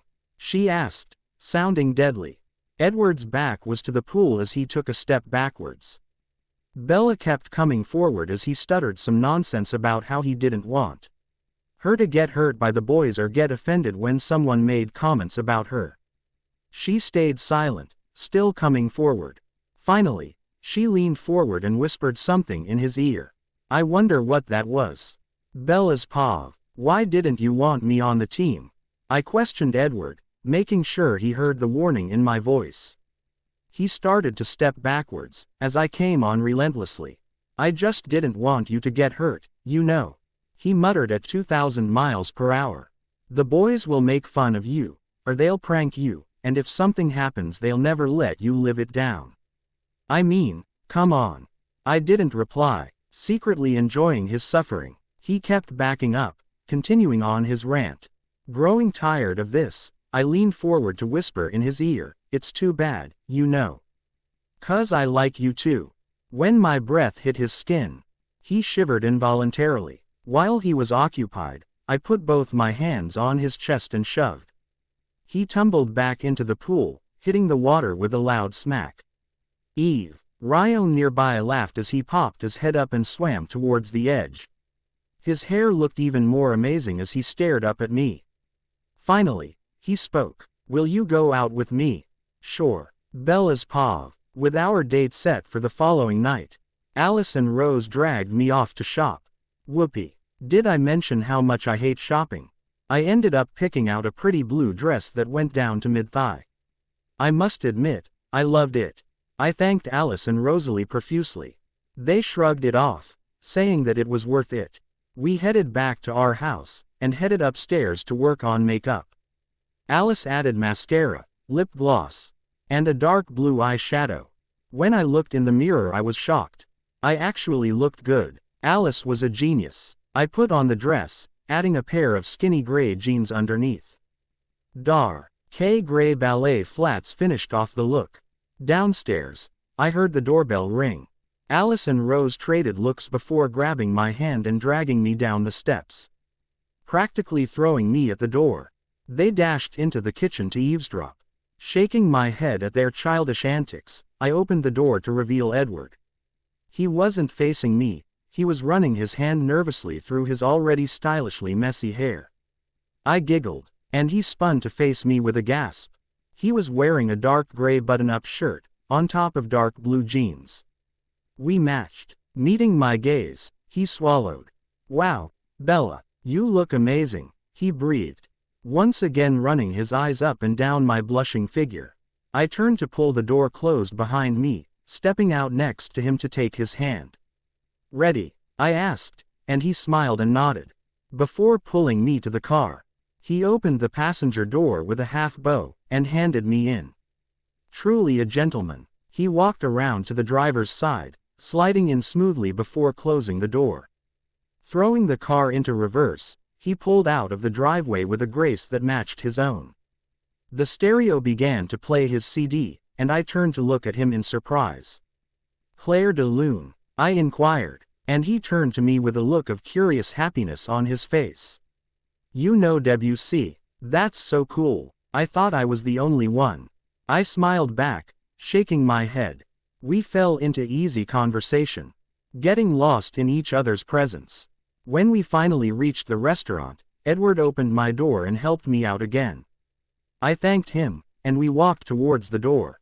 It was a small, quaint little Italian restaurant, settled in the middle of Port Angeles. Stepping inside, I looked around at my surroundings. It was dimly lit, the quiet murmur of voices echoing around the open square room. Lining the walls were secluded booths, while larger family tables sat in the middle of the room. The red atmosphere was welcome and cast off at the same time. The stewardess was an 18 to 19-year-old, staring at Edward unashamed while ignoring me. I rolled my eyes as she flipped her hair over her shoulder, and Edward slid closer to me unconsciously. Trying not to laugh, I attempted to save him. "Table for two, please. It's our anniversary," I said, pulling Edward's hand around my waist. He responded immediately by pulling me closer, and smiling into my face. The lady scowled at me, snatched up the menus, and then stomped off to put us in a booth in the corner. When she marched off again, Edward sighed. "Thanks so much. I thought she was going to jump on me or something." He looked so relieved that I giggled again. What is with me and all the giggling? I don't usually do it this much.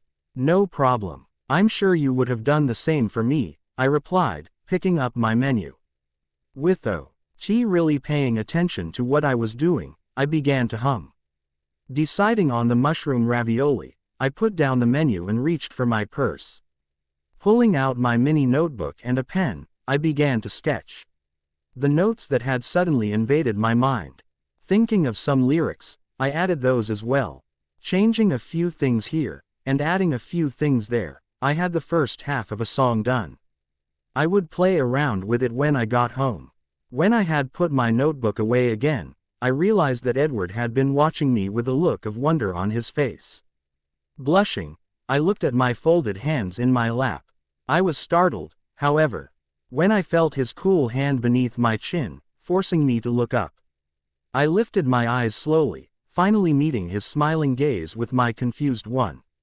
He shook his head slightly, then spoke. "It is amazing to me that someone as perfect as you can't see how wonderful you are." Trapped in his gaze, I blushed again. Leaning across the table slowly, his lips met mine with the barest touch. It felt as gentle as a butterfly's wings, yet it held so much power behind it that I was frozen in place. I felt like my heart and soul were soaring, flying so high that they could never fall. I was kissing Edward. It felt amazing, and I couldn't understand why he would like me in the first place.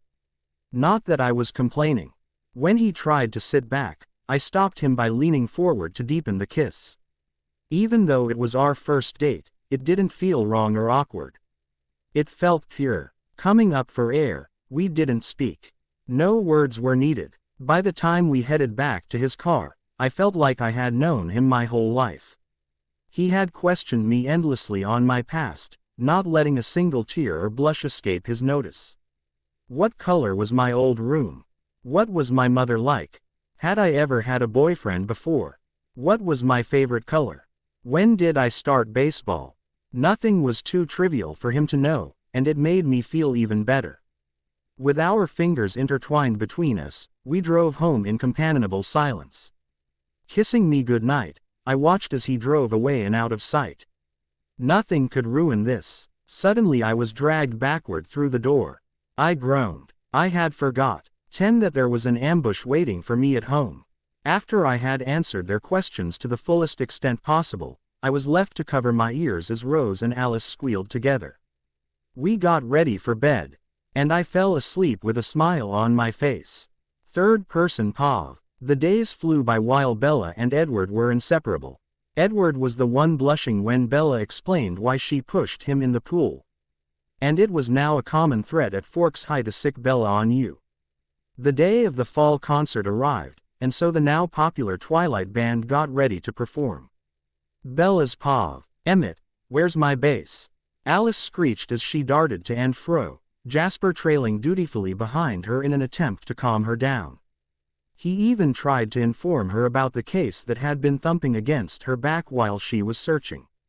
But her rampage could not be stopped, however, as she tried to fix hair and makeup for the 1000th time. Edward, Rosalie, and I were sitting on the couch, following Alice's progress with amused expressions. Edward was playing with my hair while Rosalie reviewed our songs. Emmett was practicing his extremely complex drum part from our second-to-last song in the core. NER with a frustrated expression on his face. Rising from my seat, I kissed Edward on the cheek before crossing over to Emmett. Placing a hand on his shoulder, I leaned down and whispered in his ear. Emmett, what are you freaking out about? It's not like you'll mess up. I've seen you perform much harder songs than this before, why are you nervous now? Emmett sighed before replying, it's just that everyone sees us in school. And they see us in the club. When we are at school, they see us one way while in the club they see us completely different. This is our first combination, and ISTILL want to be able to separate them afterward. Does that make sense? He gave me a pleading look before rubbing his hands through his hair. I nodded and gave him a hug. You'll do fine, you always do, I whispered. The backstage buzzer sounded just then. Show time. The lights started out blacked out. We walked on quickly. When we were in place, the lights faded up to blue spotlights. I must admit that Alice's costumes were genius in the lighting. I was wearing an asymmetrical off-the-shoulder black and pink t-shirt, and charcoal skinny jeans. Alice was wearing a blue button-up blouse over long dark jeans. And Rosalie was wearing a red shirt with a denim mini skirt. AN pictures on my website, link on profile. Our first song was Serenity, and I had written it for our third club performance. Rose was backup vocals. I loved this song, and wanted to start off with it. I took a deep breath as I prepared to sing. The first notes rang out through the air, and my worry was instantly forgotten in my sheer exhilaration. The light behind your eyes tells me that you've cried. Sometime tonight, I offer down my hand. But without your plans, you cannot hide. The white snow falls I cannot see. On my black heart in front of me. Say it to me in a way that I can understand. I hear you call loud and clear. It melts my heart, take my fear. Show me how to see the love that brings serenity. Oh my God, I've worked so far. I've gotten nowhere. The white snow falls I cannot see. On my black heart, in front of me. Say it to me in a way that I can understand. I hear you call, loud and clear. It melts my heart, take my fear. Show me how to see the love that brings serenity. Our second song out of our four was slower and quieter. It was written by Jasper, and it was one of my new favorites. We had sung it that first night performing at the club too. He stepped up to the microphone with his acoustic guitar, and I picked up my acoustic guitar from the back. We would be playing this one together, and I would be singing back up along with Rose. The lights turned a dark green, and the spotlights turned white. My tears run down like razor blades. And no, I'm not the one to blame. It's you, or is it me? And all the words we never say come out, and now we're all ashamed. And there's no sense in playing games when you've done all you can do. But now it's over, it's over. Why is it over? We had the chance to make it. Now it's over, it's over. It can't be over. I wish that I could take it back. But it's over. But now it's over, it's over. Why is it over? We had the chance to make it. Now it's over, it's over. It can't be over. I wish that I could take it back. I'm falling apart, I'm falling apart. Don't say this won't last forever. You're breaking my heart, you're breaking my heart. Don't tell me that we will never be together. We could be, over and over. We could be, forever. Unless you let it break you. It's not over. The people in the audience were cheering by now, and I could tell by his playing that Emmett could hear it. His playing was getting better, and it had to be for this next song. It was co-written by Emmett and I, and it was really hard. The lights added a red background, and it looked extremely cool with the yellow spotlights. A.N. Helena by My Chemical Romance. Emmett did amazing, and he played with a huge grin on his face the whole time. I knew he could do it, and afterwards he gave me a thumbs up. I was so proud of him. I could tell Rosalie was too. Our last song was my favorite out of our setlist. It was written by Jasper, Edward, Emmett, and I on one of the few days I could escape from Alice and Rose's shopping sprees. This was its debut, and I would be singing it with Jasper. The lights changed to a purplish color. There is something more. Hello. We're going down the hallway to the door. We know there's something more. Our soul has got a hole. We know, but what's it waiting for? Scattered in the street, like dreams and destiny. The things we wanna be are scattered in the streets. If we're coming clean, we've seen to know we're incomplete. How do we feel? How do we feel? My generation is aching for real. Dyin' for love, cryin' for truth. My generation is aching for you. Country of our own, is all we're asking for. A place to call our home. A country of our own. We know it must be close. Our souls are searching through the cold. The cold, the cold. How do we feel? How do we feel? My generation is aching for real. Dyin' for love, cryin' for truth. My generation is aching for you. The applause was deafening. Jasper and I bowed, and then we waved the rest of the group forward. Alice and Rose had to drag a reluctant Edward. But he came eventually and kissed me on the cheek. I grinned, and we bowed again. The screams echoed in my ears long after I had curled up in my bed that night. I fell asleep with a smile on my face. Bella's Pav. As the days flew by, I was becoming increasingly aware that the winter formal, which was in truth a month away, was on the minds of many of the girls. All I heard as Edward and I walked the hallways hand in hand was who was planning on asking who had asked someone else behind someone's back, who had planned on going alone, who had turned down what offer, and all of that stuff. I was shocked. At the last high school we went to, there had been too many people to make a big deal out of dances. Apparently that was not the case here, however. Alice and Rosalie wouldn't stop worrying. Apparently, in these events, one way to get dumped was that your boyfriend didn't ask you to the dance, and he went with someone else. As if Jasper or Emmett would ever do that. The funny part with Alice and Rosalie was that they both tried to convince the other that there was no chance of that happening, yet would never take their own advice. They couldn't understand why I was so calm either. In truth, I was more worried about the upcoming baseball game. We had been practicing since the beginning of the year, and were now heading towards our first big game, not just a small one. I practiced a lot more than usual, and I spent less time with anyone else. Edward seemed to understand, because he didn't pressure me into anything. I was happy about that, and it made me like him even more. Finally, it was the day of the game. I woke up extremely early, put on some stretchy pants and a spaghetti-strap tank top, and set off on a jog to warm up. The sun began to rise as I passed the school, and I turned to head back. I ate a calorie-rich breakfast, aware that I would need the fuel. Suddenly, I came up with an idea. I was psyched. It was perfect. It calmed me down somewhat to have something to plan, and I spent the rest of my morning in considerably higher spirits. When we drove to school, I immediately raced over to Jasper, pulling him away from his laughing friends and Alice. Dragging him over to my car, I quickly explained my idea. His face grew more and more humored by the second, and in the end he was holding his sides while laughing. I think that's a great idea. Do you want me to tell Edward? I nodded, and we separated. My classes flew by in a blur, and I finally got my free period. We went out to practice, and I practiced harder than I ever had before.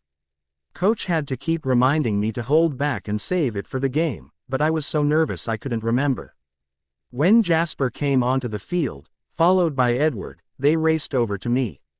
Edward picked me up to spin me around, and I laughed. That's the best idea I have ever heard, Bella. You're a genius. He finally put me down. He yelled it too loud, of course, and he attracted most of the team. I nodded at him to tell them, and soon everyone was laughing. We climbed onto the waiting bus, and as team captain, I sat by Coach and discussed the opposing team with him. I finally told him my plan, and he grinned. Upon arrival, we were stared at as if we were animals in a zoo. It was kind of creepy. When they saw that there was a girl on the other team, the jeers and insults began. I ignored them, and made sure the rest of my team did the same. Edward and Jasper were throwing a little harder than usual, though. We were in the outfield first. I was pitcher. Ignoring the yells and insults, I put my plan into action. Backing up farther from the mound than usual, I rolled back my shoulders. Gripping the ball as hard as I could, I leaned forward and threw my body into a one-handed front hand spring, coming up to hurl the ball as hard as I possibly could. The catcher, Ben Chaney, ducked the ball. It sped past him, making a dent in the green wall behind home plate. The other team stared at me in shock, while my team cheered as loud as possible. I got 3 outs in a row, right of the bat, ha ha, and Jasper was up first. He got a single, and we cheered. John was up next, and he struck out. Another boy named Vincent was after that, and he got walked. I was up next. Stepping up to the plate, I readjusted my gloves. I had polished my custom bat this morning, and it aimed in the rare Olympic Peninsula sunlight. Time seemed to slow down. The pitcher wound up silently, and the ball came speeding right down the middle of the plate. It was perfect. I swung my bat around, and the resounding crack was deafening in the silence that followed. It zoomed way over the fence, dead center, and I dropped my bat before jogging around the bases. I heard a cheer coming from the bleachers and, as I was running, I turned to look. A girl stood up at the back of the bleachers, clapping and cheering. She was soon joined by more girls. It could make someone cry. We won the game, and heading home, I rested my head against the window. Edward sat next to me, rubbing my shoulders.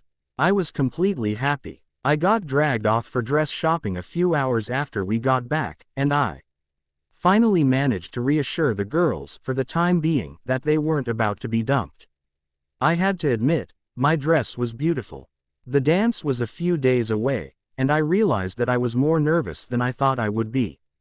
When my sister and I got home, I was surprised to see Edward sitting at my kitchen table. Alice snuck up the stairs, wiggling her eyebrows at me as she went. Edward stood up, hands in his pockets, and swallowed nervously. "Want to go for a walk?" I nodded. After journeying in silence for a while, he got up the nerve to speak. "Bella, I know that I like you. However, after being with you, I realize it's so much bigger than that. I just wanted you to know that. And I also wanted to ask you if you wanted to go to the dance with me." He finished in a rush, and I had to ask him to repeat it before I understood. However, when I understood, I grabbed him in a hug. "Of course, you silly boy," I whispered in his ear, and we stood in the middle of the street kissing. Before we got honked off the road, we ran home in the rain, laughing the whole time. When I arrived home, I was greeted by a shrieking Alice and Rose. "When did she get back here?" who both told me that they were asked to the dance. We spent the rest of the evening in happy planning. Jasper's POV. The night of the dance, I headed over to Edward's house. He, Emmett, and I were getting ready together. Alice had apparently sent our clothes over with Emmett. "Hey, what did you expect? It's Alice." We got dressed, already wondering what the girls looked like.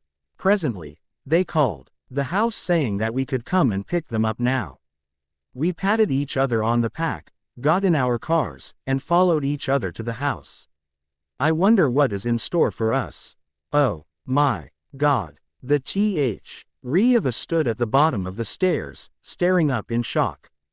The girls came down, arms linked, gliding effortlessly. They all three looked beautiful. Alice was gorgeous in a yellow floor-length gown. She took my arm, and we headed outside. Man, did I feel sorry for Edward. Bella's POV. When we came down the stairs, I had to stop from gasping out loud. Edward, and Jasper and Emmett stood at the bottom of the stairs. Looking extremely handsome, I could hardly look away. He seemed in a state of shock at my appearance, because had scarcely moved by the time both Jasper and Emmett had led the girls away. I began to feel nervous. Was I that bad looking? My dress was navy, strapless and long. It was ample, yet I loved it. My worries were quickly dissuaded when he stepped forward to kiss me. We arrived at the gym, and Edward quickly ran around to my side of the car and opened the door for me. Such a gentleman. Ignoring the jealous stares, we made our way inside. We met up with the rest of the gang, and we hung out for a while. Soon, a slow song came on, and Alice and Rosalie were led away. Since Edward had gone to the bathroom for a few minutes, I sat down and relaxed. Watching the dancers, I smiled. High school could be horrible sometimes, but when people acted like this, it wasn't quite as bad. A hand on mine startled me out of my reverie, and I turned to look into the smiling eyes of Edward. Leading me out onto the dance floor, he held me close. I felt beautiful, for one of those rare moments in my life. We stared into each other's eyes, and I felt good. Turning to look around the room, I found an amazing sight. Rosalie and Emmett were against the wall, making out. Alice was relaxed into Jasper's arms, sitting on the bleachers, looking happier than I had ever seen her. And Edward stared into my eyes as if without them, he would die. I stared back, and we were lost to the world. The dance went on, and we enjoyed ourselves. At one point, a song came on that, at our old high school, you had to dance a specific way. No one here knew that, apparently, so I recruited Alice and Emmett to help me out. Heading up to the front of the gym, we began to dance. We were laughing and enjoying ourselves. And presently I was aware of how Rosalie, Jasper, and Edward were standing behind us, trying to follow along. It was pretty simple, and soon they got the hang of it. The next to join us was the baseball team, then their dates, then the football team, and their dates, and pretty soon, we had the whole gym dancing along. At the end, Alice, Emmett, and I started cheering. It was pretty awesome. The night ended on a high note, and we each went off together, never to forget the good memories. The next morning was the first day of winter break, and we were happy to enjoy the snowfall. After waking up to the snowy whiteness, I got a great idea. I made a large pot of hot cocoa, calling down Alice. We dug out, amid the boxes in the garage, our old snow shovel and ice block maker. I put the cocoa in a giant outdoor hot water dispenser, set up a table with a batch of carefully kept warm cookies. Alice and I made a huge snow fort out of ice blocks, fortifying it with packed snow. Making a huge pile of snowballs, we texted Emmett to come outside in his snow clothes. When he came tottering out, not quite awake, with his shoes on the wrong feet, we let loose with our torrent of snowballs. He shrieked like a girl and ran back inside. We quickly stocked up on ammunition, and sat in wait. We didn't have to wait long, for soon Emmett returned, quickly followed by Charlie. They had an air-propelled snowball launcher. The great battle raged on, stopped only when Emmett noticed the food. We continued having a good time, making snow angels and snowmen. Charlie took out a baseball, dipped it in water, and then set it outside for a while. Once it had frozen, we played the coldest game of baseball we had ever had. It was great. The day ended with us sitting by the fire, drinking hot cocoa with marshmallows, and telling stories about each other when we were kids. Even though Renee wasn't there, it was great. I had an awesome family, and I wouldn't have it any other way. As the season progressed, we continued to win. Every time someone underestimated me, I brought out my new pitch. After a while, most of the boys had heard of me. Some of them shook my hand after the game, and congratulated me. Baseball was awesome. Lauren, on the other hand, would not believe that I had won what was rightfully hers. AKA, Edward. She was always nasty to me, and always had to have the last word. And even though she was failing every class possible, she wasn't completely stupid. She kept devising different plans, none of which were successful, but they came very close. One time she dropped a note in the hallway telling Lauren to meet me behind the school, signed Edward. When he saw it, he laughed out loud. It still bothered me, of course, but I knew that he would never do anything like that. At least I thought I did. The day before our semifinals game, I was coming off of practice a little later than usual. Coach had to talk to me about batting order for our next game. And it kept me after. When I walked into the girls' locker room, I stopped and stared. Lauren and Edward were pressed up against the locker, kissing. I turned and walked straight out again, ignoring him calling after me. I was lucky. I had come to school on my motorcycle today since my car was in the shop. I hopped on, and sped off. I needed to think. When I got home after driving around aimlessly, Alice, Emmett, and Jasper were there. They were laughing at something, but they immediately stopped when they saw me. I guess I hadn't hidden my expression as well as I thought I had. I tried to run up the stairs, but Emmett and Jasper grabbed me and put me on the couch between them. After several pleadings, wheedling, and finally threats, I spilled out the situation. Jasper was completely shocked and just sat here staring at the wall for a while without saying anything. Emmett was furious, and I had to convince him not to go and beat up Edward right then. Alice started sobbing, which set me off. And we held each other, both of us not speaking. Jasper suddenly stood up, and punched the wall full on, not even flinching afterwards. He turned to face me, breathing heavily. Bella, I have to tell you something. Edward, before you came, was always sort of a player. Rosalie and I slowed him down somewhat, but he never really cared. I thought that, since I never seen him react that way to a girl before, that it would be different. I'm sorry. He then turned, and tried to leave. But Alice wouldn't let him. She grabbed his arm, and made him stay. Jasper, I choked out, it's not your fault. I guess it was never real anyway. He looked at me with a sad expression, but didn't deny it. Once Alice and I had calmed down some more, Jasper went home. He said he needed to talk to Rose. Emmett and Alice wouldn't let me make dinner, instead making me sit on the floor and go through old picture albums with them. By the time Charlie got home, I was curled up asleep on the floor. Jasper's paw. I was pissed. No, I was beyond pissed. Edward had done a lot of things in his past, but this one took the cake. When I stormed into the house, Rosalie stared up at me in shock. I usually kept my emotions hidden. She was the one who put them out there for the world to see. What's going on? She asked hesitantly, and I was so mad it took me a few seconds to speak. But when I did, Bella's pav, when we went to school tomorrow, we drove together. Emmett, Alice, Rosalie, Jasper, and I. Edward was left on the curbside for some reason. He broke my heart, so I couldn't stand being around him. That meant that everyone else was mad at him. I don't know how that works, but apparently it does. We pulled up at school, and everyone turned to look at us. Lauren sat in the corner of the building, smug as can be. Victoria and Jessica stood by her, along with the rest of the cheerleading squad. I squared my shoulders, and marched determinedly into school. If he was what she wanted, then fine. He could have told me better, but if he was happy then I could deal. He tried to talk to me the first time I saw him. Alice and Rosalie glared him off, while Emmett cracked his knuckles threateningly. He gulped, then fled. Since I had first period with Jasper and Alice, I didn't have to worry about him trying to talk to me. I walked to and from the class without any problems. Second period I had with Rosalie.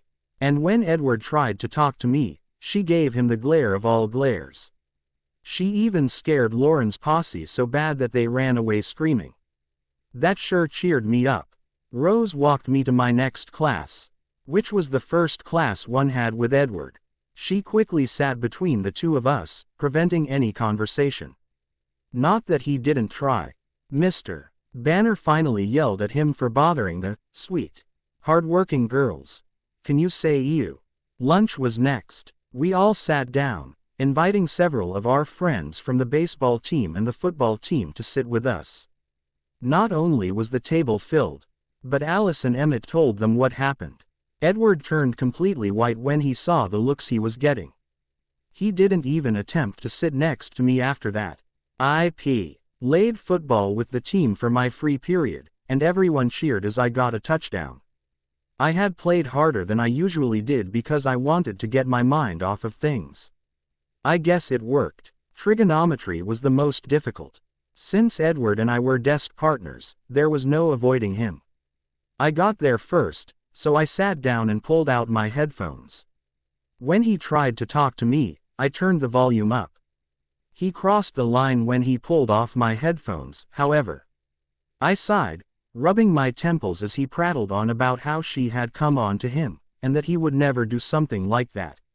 I finally had enough, and cut him off. Look, Edward, I don't care anymore. You made a choice. After a decision like that, there really isn't any going back. No matter how much you wish. Get over it. Besides, I said, straightening up, you can go back to your old ways. He stared at me in shock, and I took that chance to put my headphones back on. After class, I left before he could catch me. Government went by in a blur. And before I knew it, school was out. Woo-hoo. Bella's pav. That night, when I got home, I went straight to the basement. I looked around. In the corner was Edward's music book. The one he practiced out of and wrote in. His baseball hat was on the floor, and I sighed. I would have to return those at some point. I walked over to our music collection, and smiled. Air was the first mix CD I had recorded of us. For some of the songs, we were laughing so hard we had to keep recording them again and again. I sat down on the couch with a plop, putting my head in my hands. I needed to do some truly deep thinking. And that is where he found me. Jasper's pav. When I arrived at the Swan house, I jogged up to the front steps. Before I could ring the bell, however, the door was thrown open and I was quickly pulled in. Alice dragged me down the hall, all the way to the basement staircase without saying a word. She stopped there, pointing at the door with raised eyebrows. I understood. Bella was curled up on the couch when I got downstairs, and it pained me to see her like this. She and I had become like siblings. She was also my new best friend besides Emmett. I walked over to her, thinking about how I would strangle Edward with my bare hands if I got the chance. When I wrapped my arms around her, she looked up at me startled. After looking at me for a few seconds, her strong mask wavered. A tear slipped down her cheek, and she was biting her lip to keep from sobbing. She leaned forward and curled up on my lap, with me stroking her hair. Nobody, especially not her, deserved this. I had by no means ever seen a time where Bella was more vulnerable than now. She was always the rock for Rosalie and Alice, and the one who could always be found joking with Emmett. We sat there for a long time, and almost too soon she pulled away and smiled at me. Wiping her eyes, she hopped up with a hardened expression. She had put up her walls again. I wished she hadn't. I couldn't help her more if she wouldn't let me. We both trooped upstairs, and I was invited to stay for dinner. With Emmett being Emmett and Bella trying to act like her old self, we got through the evening with laughter and a better mood. Bella's pav. That night, I sat in my room listening to my CD of Edward playing the piano.